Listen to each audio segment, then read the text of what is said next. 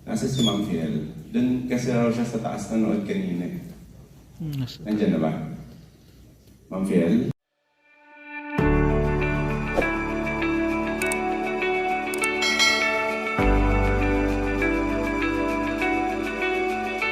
Yung kahalagahan ng pag-process nito.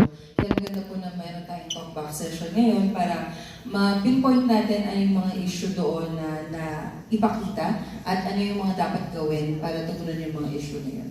So mamaya siguro mas papalalimin pa natin yung discussion natin. Oo, kasi kanina kinakabahan ako may mga bata doon sa bahaging ito. No? Hindi ko alam kung lumalabas ba sila dahil may sex scene at bumabalik sila pagkatapos ng sex scene. Masyadong mapagbigay ang babae. Hindi na ngayon. Tawag dito, yun talagang kung ayaw mo, talagang kuhulagpos ka. But, what you call is, siguro part na ng revenge ngayon, no? Another thing, yun pong Smoky Mountain, wala na ho yun ngayon. Pati po yung pinag-shootingan namin, bali magsaysay, tawag dito, giniba na ho lahat yun. At para malaman ninyo, yung bahay ho ni Hilda, hindi ho tunay na bahay. Yung ang tawag nila doon, bagsakan ng isda. Nung nakita ni Lino yun, kasi gusto niya yung amoy ng ilog, talagang ang baho ho doon. Kasi basurahan, nakita niyo naman ang basurahan. Pero kasama doon yung Manila Bay, yung tunay na Manila Bay ng baho. Ang ginawa nila, ni Lino, nakita namin na meron isang platform. May isang platform na doon binabagsak nila. Siguro doon na rin sila how do you say that? Naghahago? Ano bang hanggaw? Doon na nagtatawaran ng isda, no? May bubong yun, pero flat lang po yung walang walls. So, sa kagandahan pala naman po, ay marami po itong second-hand lumber sa tundo. Kaya lahat ng nakita nyo doon, puro tagpi-tagpi. At tawag dito, kung mapapansin nyo, siguro hindi nyo na mapansin kasi kahit na malaki ito, yung mga walls kuminsan mukhang tagpi-tagpi, totoong tagpi-tagpi. At saka hindi ho talaga, tawag dito, wala akong second floor. Kasi gusto ni Lino, sa isang shot, kita na lahat hanggang doon sa taas. Kaya ang ginawa namin levels, 3 levels. Yung platform tuloy, nilagyan namin ng, yung iba kasi, ano tawag doon, yung mga kahoy na tambulukan, pinaggagawa namin na platform.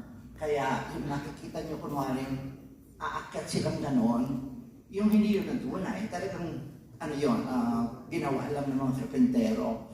At I have to pay tribute doon sa mga beat players na sila rin ang nag-set din sila. Tawag ito, yung mga iba sa crew, sila rin po ang gumawa. Yung mga nakita niyo yung matadero, karamihan doon po, ano yun, crew ni Lino. Kasama namin sa produksyon. Yan. Pero kung tutuusin, ang kinakatuwa ko, iba na ang babae ngayon. After 48 years, iba na, tawag dito, mas matapang na ngayon, getting her own place. Ayan, maraming salamat Ma'am Fiel. No? So dahil nabanggit din naman yung pinagtagpi-tagpi na tambakan ng isda. So doon, at nabanggit din yung amoy na hinahanap ni Direk Lino Broca. So parang nadidiscuss din kasi itong production design ng Insyang na maganda ang production design niya, hindi lamang doon sa nakikita natin, kung hindi dahil kahit pinapanood lang natin siya, naaamoy natin yung lugar. Kahit hindi natin physically inaamoy yung screen. No? So yung texture, tsaka yung pagkakatagpi-tagpi, ang laki ng space yata na kinreate para doon sa camera team, no? Led by the late Conrado Baltazar, no? Yung cinematographer. Ay yung kung saan pinangalan ng si MV Films. No? So ang laki rin nung kung napansin nyo, lalo-lalo na nung nandun pa yung mga kamag-anak nila, yun ba yung petakali ng ano yung Sam? O yung actually, di ba, merong mga butas-butas sa floor. Totoong butas-butas yung floor kasi nga, wala yun tambakan ng mga isda. Pero ang pinagawa ni Mang Carding Baltasar, kasi kailangan niya ng kailangan din niya ng tuntungan pagka ang shot papasok ng bahay. So, ang ginagawa niya, nagpagawa siya ng platform pero tubig sa ilalim. So, nagpagawa siya ng cantilever para, tawag dito, para merong tuntungan kahit papano ang camera. Kasi ang camera noon, hindi pa ganyan. Malalaki pa ang camera noon. So, siguro mga 1 meter ang dinadagdag namin sa tabi ng tubig para matuntungan ng cameraman. Kasi noon, ang cameraman, isang operator at saka yung director of photography, which is si Mang Carding. Yun yung dinagdag namin. Talagang marami mga nakakatawa. Dahil nabagiti kanina ni Ma'am Fel yung iba na yung mga kababaihan ngayon. No? So tanongin naman natin ang ating kinatawan mula sa Philippine Commission on Women, si Attorney Nevi. No? So paano pinoproseso yung sensitibong paksa na tinadalakay, no? O tinalakay dito sa pelikulang Insyang, lalong-lalo na dun sa, baka na-shock, no? Yung, matagal na itong pelikulang ito, no? 1980s pa to. So, paano ngayon ipoproseso, lalong-lalo na ng mga batang nakapanood, no? Nung Insyang, yung sensitibong paksa na tinalakay dito sa pelikula.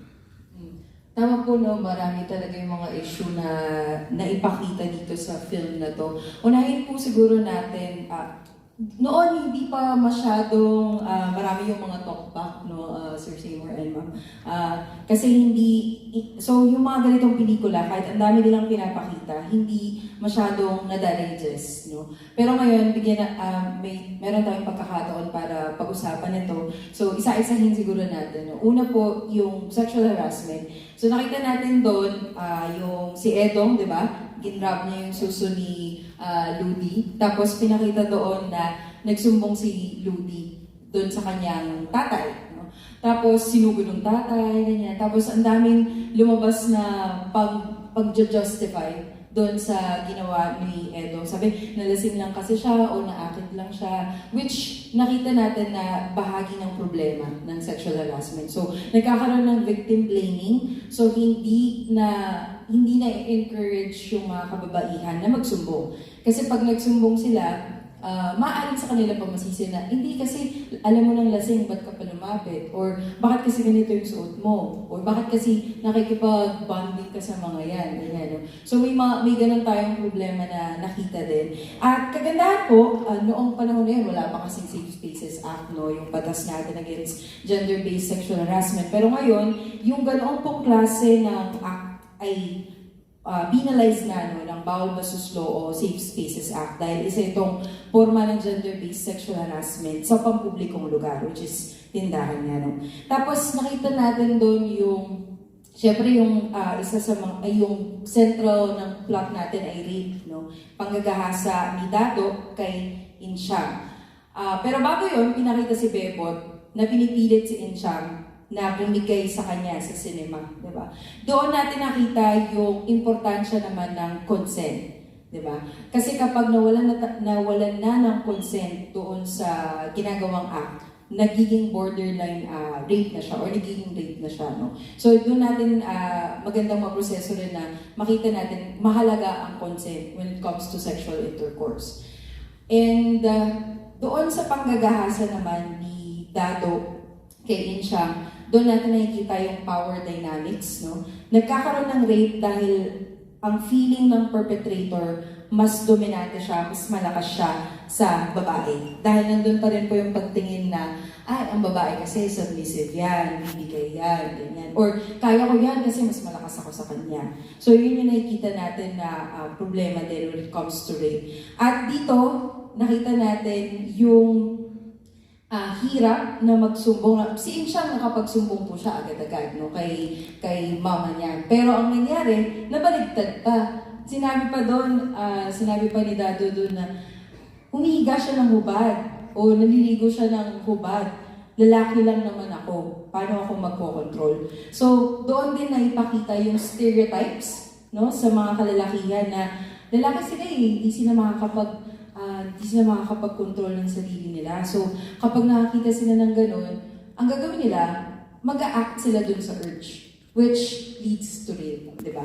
So, yun yung mga harmful stereotypes na kailangan din nating baguhin at magandang natalakay nga rin dito sa ating programa. Pero, noong binaligtad na ni Tonya yung nangyari, so sinisin niya na si Insyang, di ba? Sabi niya, bakit mo kasi inakit si Dado, ganyan, mahilig ka rin, katulad ka ng tatay mo, di ba? So nagkaroon na tayo ng victim blaming na isa sa mga dahilan bakit hindi nagsusumbong ang mga biktima.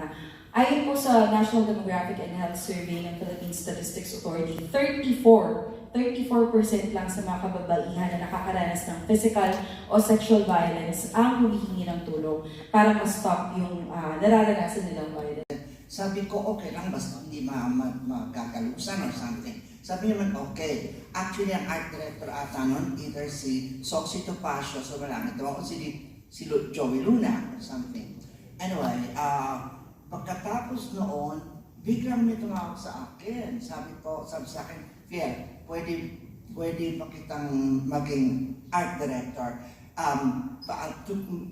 To clear the confusion, yung art director po, yun ang trabaho namin before. Except, noong 1980 na, pumasok na yung Film Academy of the Philippines, kaya meron ng Production Designers Guild of the Philippines. So, from 1980, lahat ng trabaho, kunwari kagaya ko, ginawa ng production designer. Ang aking mga assistants, yun ang naging art directors. Yun lang. Pero tawag dito, wala naman pare-pareho din, lalo sa pelikulang Pilipino.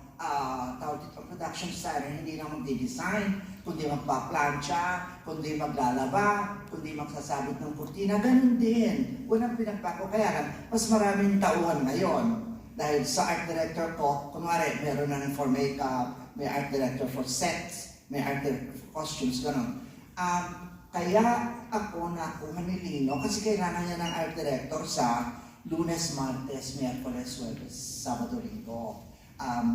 Sinute namin yon sa Subic Bay, Olongapo, ganoon, with Rita Rodriguez, Maya Valdez, Luis Guillen, June Keithley, at saka tawag dito, yung tatlong ang alam ko doon, si Chuchi Estrella Quenster, hindi ko na matandaan ng iba. Pero si Bebel Rocco, yung anak ni Rita Rodriguez, that's the time that I was invited to join Lino. Yan. Afterwards, I think, yung melal between films, pinahiram niya kay Armida for Larong Apoy. Yung first feature ni Armida with Pete Vargas. And then afterwards, ipinalik ako kay Lino for Insyang. So, which means that Insyang is my second film with Lino Broca. Ayan. At marami pa, no, na